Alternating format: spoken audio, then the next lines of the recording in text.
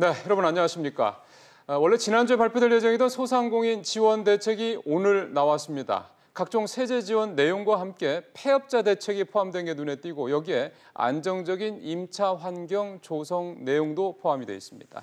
그런데 자영업자들의 반응은 시큰둥합니다. 돈만 쏟아붓는 땜질 처방이라는 건데 왜 이런 평가가 나오는지 살펴보겠습니다. 먼저 주요 대책 내용부터 박기환 기자가 정리했습니다.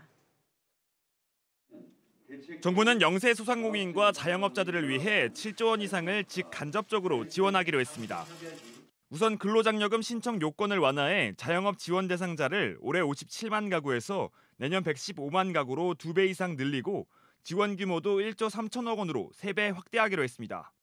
최저임금 인상 여파를 가장 크게 받고 있는 5인 미만 소상공인의 경우 일자리 안정자금이 13만 원에서 15만 원으로 늘어납니다.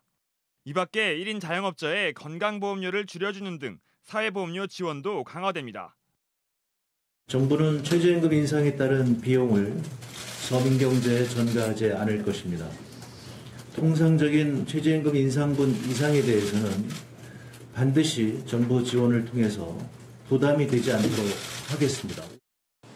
정부는 또 자영업자들의 경영비용 부담을 완화하기 위한 대책도 내놨습니다. 우선 카드 수수료율이 인하됩니다. 영세 온라인 판매업자는 매출 규모에 따라 카드 수수료율을 최대 1.2%포인트 내리고 개인 택시 사업자도 0.5%포인트 감면해주기로 했습니다. 담배 등 일부 품목은 카드 수수료 제외 여부도 검토됩니다.